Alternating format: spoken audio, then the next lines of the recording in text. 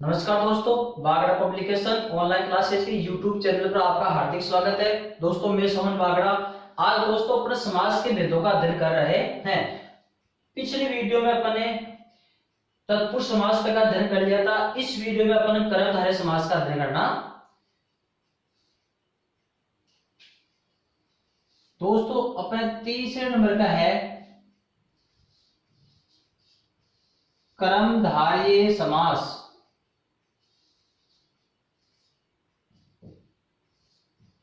दोस्तों इसकी परिभाषा क्या है कि इसकी परिभाषा है पूर्व पद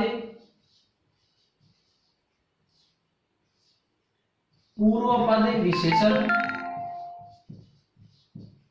पूर्व पद विशेषण या उपमान तथा उत्तर पद विशेष्य, उत्तर पद विशेष्य या उपमेय होता है। दोस्तों ध्यान रखना, कर्मधारय समास में क्या होता है कि पूर्व पद विशेषण या उपमान, उत्तर पद विशेष्य या उपमेय होता है। अब दोस्तों अपने समस्या आती है कि विशेषण, उपमान, विशेष्य और उपमेय क्या होते हैं, ये क्या होते हैं।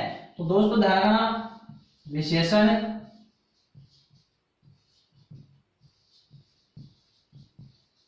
उपमान, विशेषण, उपमान, उपमेय और विशेष्य ये दोस्तों चार चीजें ये क्या होती है। विशेषण किसे कहते हैं, जो विशेषता बताते हैं, जो विशेषता बताता है विशेषण कहलाता है। और दोस्तों जिसकी विशेषता बताई जाती है, जिसकी विशेषता बताई जाती है विशेष्य कहलाता है। जिससे जिससे तुलना की जाती है, जिससे तुलना की जाती है उपमान कहलाता है। और जिसकी तुलना की जाती है वो उपमेय कहलाता है। दोस्तों ध्यान रखना, कर्मधारय समास में पहला पद विशेषण या उपमान होता है, उत्तर पद विशेष्य या उपमेय होता है। ये चारों चीजें होती क्या है, विशेषण जो विशेषता बताता है वो विशेषण कहलाता है, जिसकी विशेषता बताई जाती है वो विशेष्य कहलाता है, और जिससे तुलना करते हैं वो उपमान, और जिसकी तुलना की जाती है वो उपमेय। जैसे अपन ये लिखते हैं महापुरुष,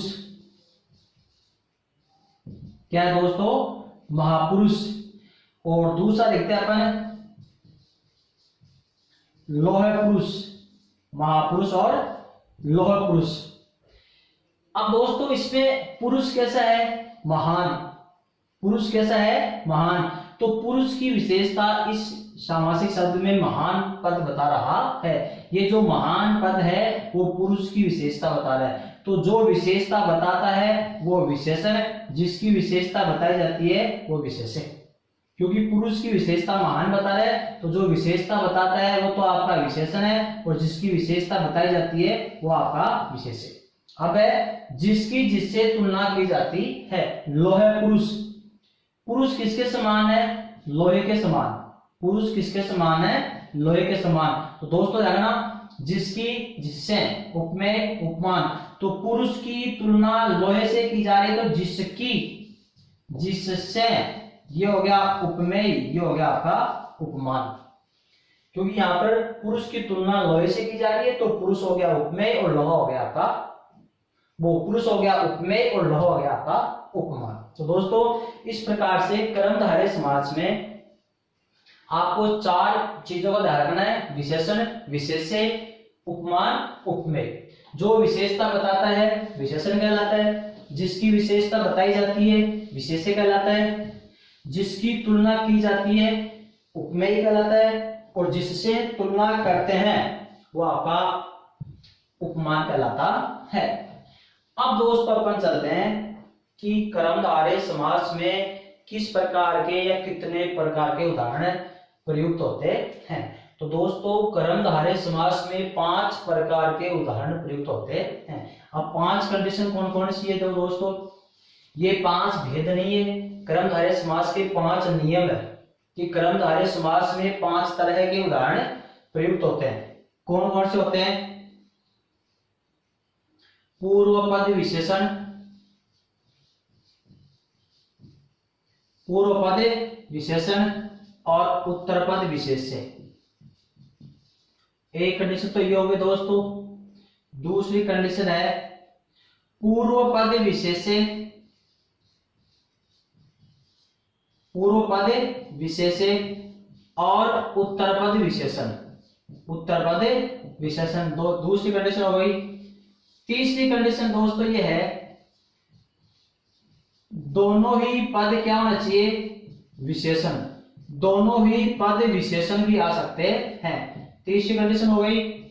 चौथी कंडीशन है पूर्व पद उपमान और उत्तर पद उपमेय। पांचवी कंडीशन है पूर्व पद उपमेय और उत्तर पद उपमान। तो दोस्तों अपने कर्मधारय समास में ये 5 प्रकार के उदाहरण प्रयुक्त हो सकते हैं। समास में 2 पद होते हैं, पूर्व पद और उत्तर पद।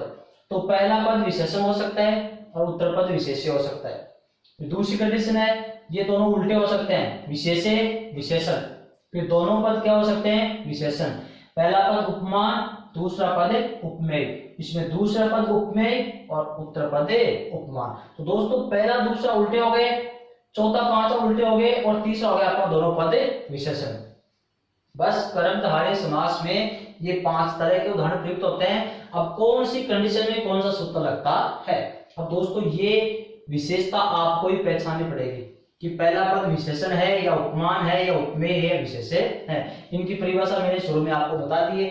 जो विशेषता बताता है विशेषण, जिसकी विशेषता बताई जाती है विशेष्य, जिसकी तुलना करते हैं उपमेय, जिससे तुलना की जाती है उपमान।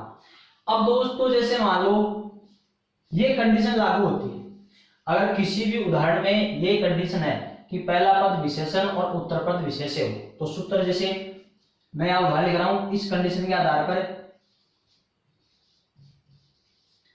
जैसे ये है महापुरुष, महापुरुष। फिर लिखते हैं अपन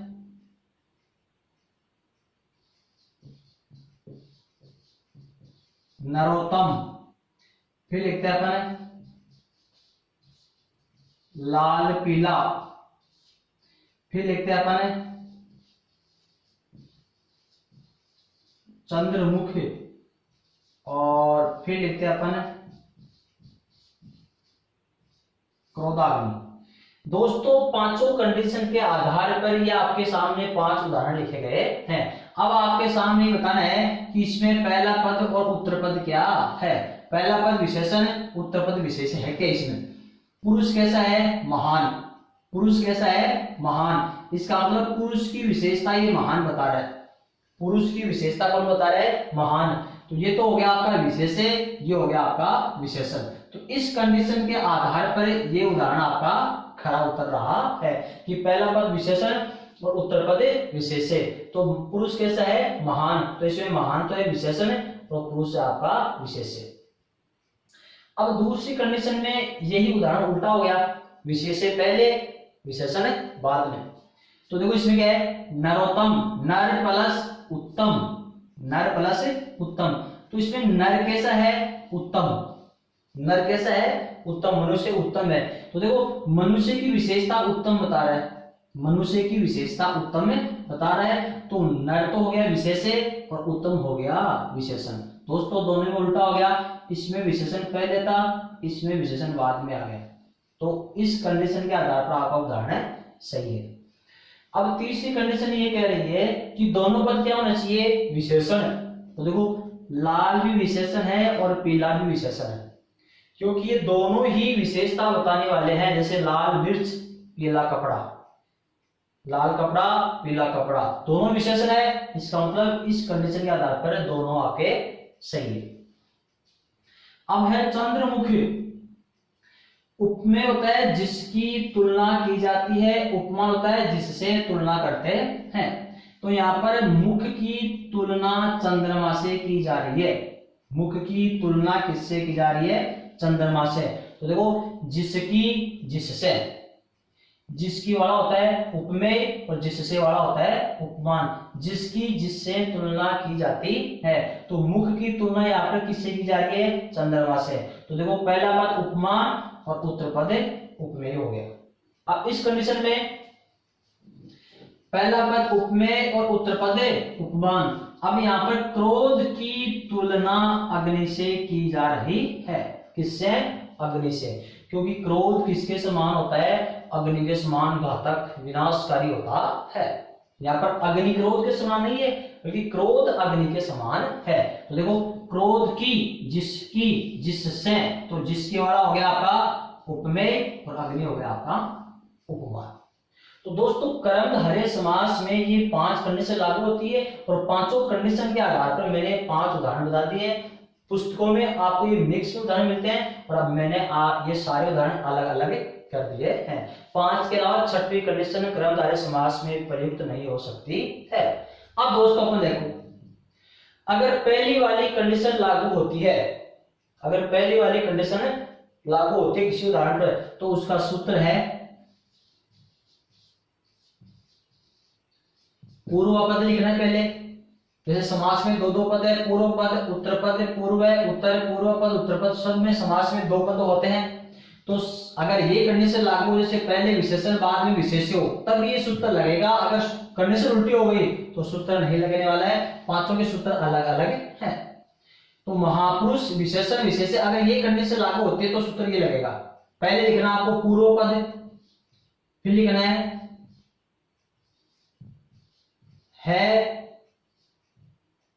प्लस जो जिसका जिसकी जिसके प्लस उत्तर पद, प्लस उत्तर पद। दोस्तों, ये कंडीशन लागू होती है तब ये सूत्र लग जाएगा। पूर्व पद, फिर है लिखना है, फिर इन चारों में से एक लिखना है, जो जिसका जिसकी जिसके। ये मैंने शॉर्ट में लिख दिया, बल्कि ये जो जिसका जिसकी जिसके, चारों में से एक, वो आवश्यकता अनुसार।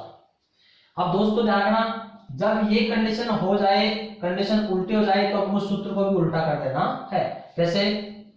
उत्तर पद पहले लिखना है,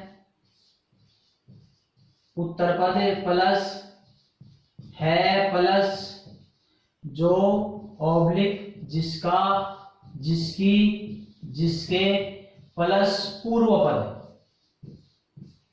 जब इसमें कंडीशन उल्टी हो गई, विशेष से पहले था, इसमें विशेष से बाद में था, इसमें विशेष से पहले आ गया, तो सूत्र को उल्टा कर दो। पूर्व पद उत्तर पद था, उल्टा होते ही उत्तर पद पहले आ गया और पूर्व पद आपका बाद में आ गया। अब दोस्तों, जब ये कंडीशन लागू हो कि दोनों ही पद क्या हो? विशेषण, तो आपको सूत्र कौन सा लगाना है? जो प्लस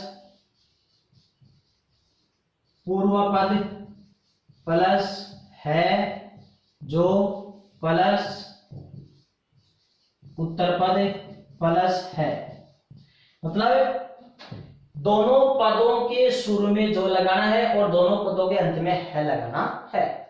जो पूर्व पद प्लस है, मतलब पूर्व पद के शुरू में जो अंत में है, उत्तर पद के शुरू में जो और अंत में है, मतलब दोनों पदों के शुरू में जो लगाना है और अंत में है लगाना है। तो ये कब लगाना सूत्र? जब ये कंडीशन हो, दोनों पद विशेषण हो तब।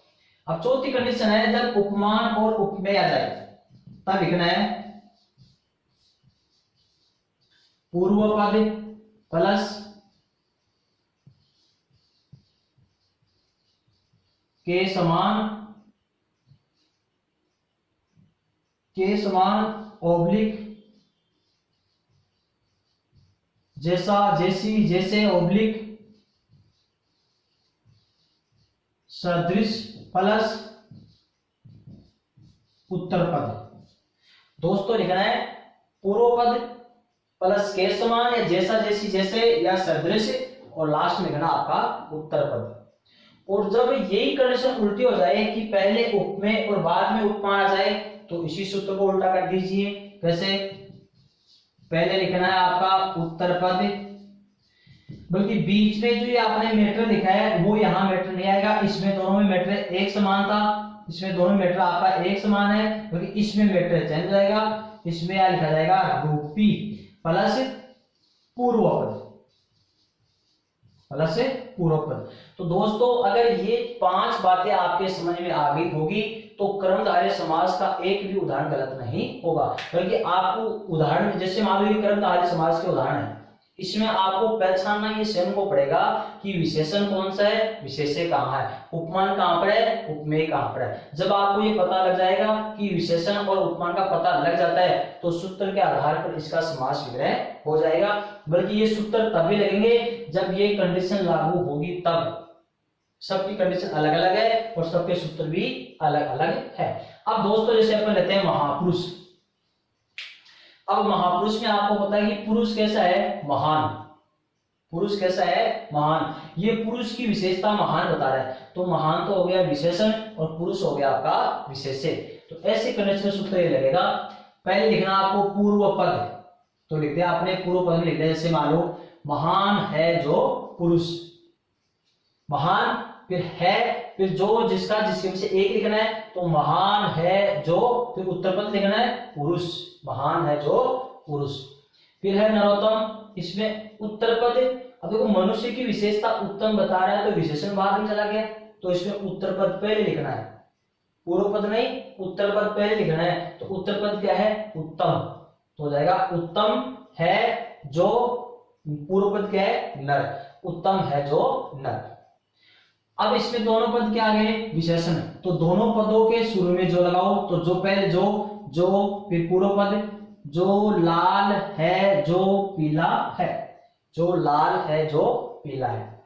फिर उपमान उपमेय, मुख की तुलना चंद्रमा से की जा रही है, तो ये उपमान हो गया, ये उपमेय हो गया। तो पहले पूर्व पद लिखना है, फिर के समान जैसा सदस्य दोनों में से एक लगाना है, फिर उत्तर पद लिखना है। तो हो जाएगा चंद्र के समान मुख, या चंद्र जैसा मुख, या चंद्र सदृश मुख।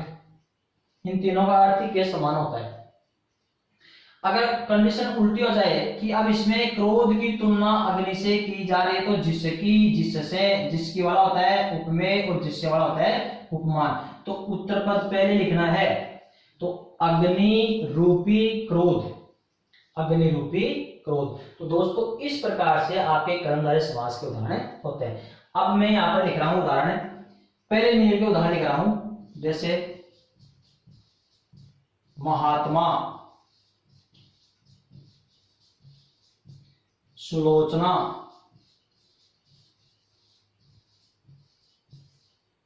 मंदबुद्धि, मंदबुद्धि,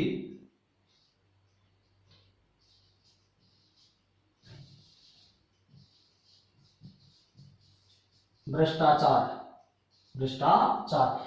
अब दूसरे दिन को उदाहरण कर रहा हूं मैं, कविवर, नरश्रेष्ठ,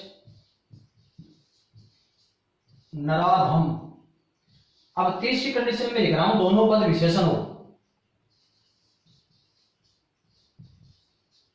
पीला जर्द, शीतोष्ण,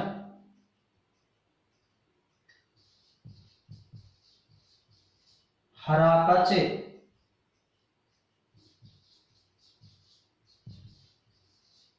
लाल सुर्ख। फिर चौथी कंडीशन का उदाहरण लिख रहा हूं उपमान उपमेय वाला, जैसे चंद्रवदन,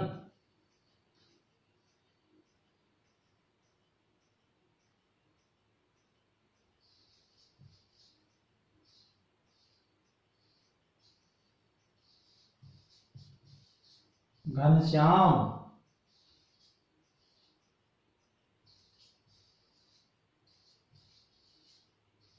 वज्रदेह, पाषाण हृदय। 5 कंडीशन का उदाहरण है। भावसागर,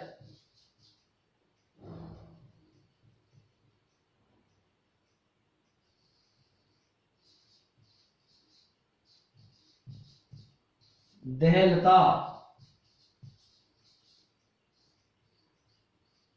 नरसिंह।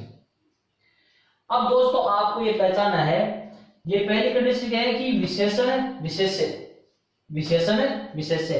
तो देखो दोस्तों इसमें पहला पद विशेषण है और उत्तर पद विशेष्य है कि आत्मा, आत्मा कैसी है, महान, आत्मा कैसी है, महान। तो ये विशेष्य हो गया, ये विशेषण हो गया।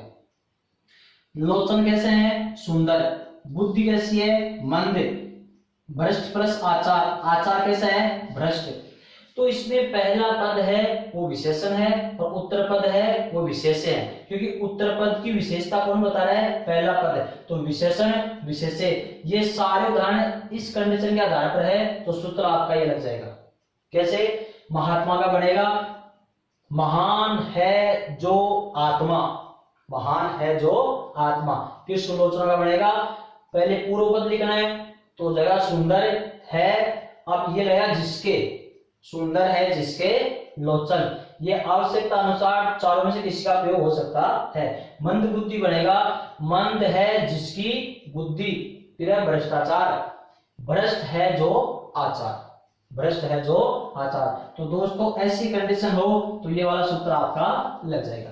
अब दूसरी कंडीशन ये है, उल्टा हो गया, विशेष्य विशेषण, विशेष्य विशेषण। तो दोस्तों इसमें विशेषण बाद में आ गया। कैसे,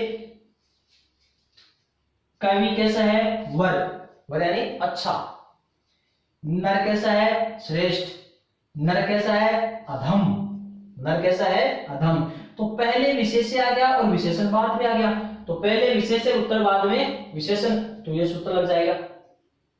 तो पहले विशेषण आ गया तो उसको पहले लिखना है, विशेषण बाद में है तो उत्तर पद को पहले लिखना है।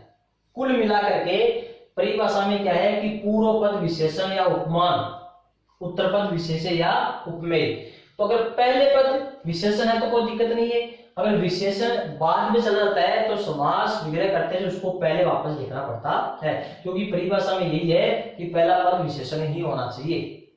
तो पहले विशेषण कोई दिक्कत नहीं है, अगर विशेषण बाद में चला जाता है तो समास विग्रह करते हैं उसको पहले वापस लाना पड़ता है, और यही कंडीशन उपमान में होती है। इसमें तो पहले है कोई दिक्कत नहीं है, इसमें बाद में चला गया तो समास विग्रह करते हैं उसको पहले लिखना पड़ेगा और इसको बाद में लिखना पड़ता है। तो इसमें हो जाएगा उत्तर पद पहले लिखना है तो हो जाएगा वर है जो, फिर पूर्व पद कवि, वर है जो कवि। श्रेष्ठ है जो नर, अधम है जो नर। तो ये हो गया आपका उत्तर पद प्लस है जो जिसका जिसकी और पूर्व पद। अब जैसे मान लो दोनों पद क्या हो, विशेषण। देखो दोनों पद विशेषण है, पीला कपड़ा जर्द, पीला जर्द, जर्द किसको बोलते हैं, और गहरा पीला होता है उसको बोलते हैं पीला जर्द। ये तो पीला है ही, जर्द का मतलब होता है गहरा पीला। तो ये भी विशेषण है, ये भी विशेषण। तो सूत्र लगेगा, दोनों के शुरू में जो लग जाएगा, दोनों के अंत में है लग जाएगा। तो जो पीला है जो जर्द है, जो पीला है जो जर्द है, ये विशेषण सूत्र लग जाएगा। शीतोष्ण, शीत प्लस उष्ण, शीत यानी ठंडा, उष्ण यानी गर्म, दोनों विशेषण है। तो जाएगा जो शीत है जो उष्ण है, जो हरा है जो कच्चा है, हरा फल कच्चा फल, दोनों विशेषण विशेषण है, विशेषता बता रहे हैं। तो जो हरा है जो कच्चा है, जो लाल है जो सुर्ख है। सुर्ख किसको बोलते हैं, जैसे लाल मिर्च है तो लाल होती है, लाल सुर्ख मिर्च और गहरी लाल होती है उसको बोलते हैं सुर्ख। तो जो लाल है जो सुर्ख है। ये कंडीशन हो गया आपकी दोनों विशेषण वाले। अब तीसरी कंडीशन यह है कि पहला पद उपमान और उत्तर पद उपमेय। उपमेय किसे कहते हैं, जिसकी जिससे तुलना की जाती है। तो जिसकी वाली उपमेय होता है और जिससे वाला उपमान होता है। अब देखो किसकी तुलना किससे की जा रही है, वदन, यहां पर वदन की तुलना चंद्रमा से की जा रही है। वदन का अर्थ होता है, देखो इधर दोस्तों, एक होता है वदन, एक होता है बदन। वदन होता है चेहरा या मुख और बदन होता है शरीर। वदन और बदन, बदन का अर्थ होता है चेहरा या मुख और बदन का अर्थ होता है शरीर, ये युग्म शब्द है। तो यहाँ पर वदन है, वदन यानी चेहरा, मुख किसके समान है? चंद्रमा के समान। तो जिसकी, जिससे, उपमान, उपमेय, चौथी कंडीशन लग रही है। तो सूत्र लग जाएगा पूर्व पद के समान उत्तर पद। जो चंद्र के समान वदन, चंद्र के समान या जैसा वदन। घनश्याम, घन के समान श्याम, श्याम यानी काला, बादल के समान काला। वज्र देह, वज्र के समान देह, और पाषाण के समान हृदय, पाषाण के समान हृदय। तो दोस्तों इसमें उत्तर पद की तुलना पूर्व पद से की जा रही है। तो उपमान और उपमेय हो गया। अब दोस्तों इसमें उल्टा हो गया। 5 कंडीशन में क्या है कि उपमेय पहले और उपमान बाद में, जिसकी, जिससे, जिसकी, जिससे। तो देखो दोस्तों इधर क्रोध की तुलना अग्नि से, तो ये उपमेय, ये उपमान। तो उपमान बाद में चला गया, समास विग्रह करते से उसको पहले वापस लाना है। तो उत्तर पद पहले लिखो, तो अग्नि के बीच में रूपी लगाना है, फिर पूर्व पद लिखना है। तो अग्नि रूपी क्रोध। इसी तरह से यहाँ पर जाएगा सागर रूपी भव या संसार, यहाँ पर जाएगा लता रूपी देह और सिंह रूपी नर, ना कि नर रूपी सिंह। यहाँ पर मनुष्य किसके समान है? सिंह के समान। यहाँ पर देह किसके समान है? लता के समान। यहाँ पर संसार किसके समान है? सागर के समान। तो जिसकी, जिससे, जिसकी, जिससे, जिसकी, जिससे तुलना की जा रही, तो उपमान बाद में है। तो समास विग्रह करते समय उत्तर पद पहले लिखना है और पूर्व पद बाद में लिखना है। जबकि पुस्तकों में क्या होता है कि इसको ऐसे लिखते हैं कि क्रोध रूपी अग्नि, क्रोध रूपी अग्नि। तो क्रोध का रूप अग्नि थोड़ी रही है, अग्नि का रूप क्रोध ले रहा है यहाँ पर। तो दोस्तों ये जानना है, उल्टा जैसे मान लो ये है आपका कि स्त्री रतन, स्त्री रतन। अब यहाँ पर आपको ये देखना है कि स्त्री रतन के समान है या रतन स्त्री के समान है। अब यहाँ पर रतन तो चमकीला होता है, तो रतन स्त्री के समान थोड़ी हो सकता है। यहाँ पर स्त्री है वो रतन के समान चमकीली है या सुंदर है। तो स्त्री की तुलना कैसे की जा रही है? रत्नों से। तो ये हो गया जिससे, जिसकी, जिससे। तो जिसकी उपमेय और जिससे उपमान। तो उपमान बाद में है, समास विग्रह करते समय पहले वापस लेकर आना है। तो यहाँ पर पुस्तकों में आपको ये मिलेगा स्त्री रूपी रतन, गलत है, ये होगा रत्न रूपी स्त्री, रत्न रूपी स्त्री। तो दोस्तों अपना कर्मधारय समास एक छोटी सी सारणी में संपूर्ण होता है। दोबारा देखना कि कर्मधारय समास में पूर्व पद विशेषण या उपमान होता है, उत्तर पद विशेष्य और उपमेय होता है। जो विशेषता बताता है विशेषण, जिसकी विशेषता बताई जाती है विशेष्य, जिसकी तुलना की जाती है उपमेय और जिससे अपन तुलना करते हैं उपमान। कुल मिलाकर के आपको समास विग्रह करते समय विशेषण और उपमान पहले लिखना है। अगर उदाहरण में पहले हैं तो कोई दिक्कत नहीं है, अगर बाद में चले जाते हैं तो समास विग्रह करते समय उसको पहले वापस से लिखो। 5 कंडीशन बनती है कर्मधारय समास में। 5 तरह के उदाहरण होते हैं। पहला पद विशेषण, विशेष्य, विशेष्य, विशेषण, दोनों पद विशेषण, उपमान, उपमेय, उपमेय, उपमान। ये कंडीशन लागू होगी तो आपके ये सूत्र लग जाते हैं। सूत्र के आधार पर आपका समास विग्रह हो जाता है। ये कर्मधारय समास एकदम पूर्ण होता है। दोस्तों इसके अलावा कर्मधारय समास में कुछ भी नहीं है। अब अपन चलते हैं बहुब्रीहि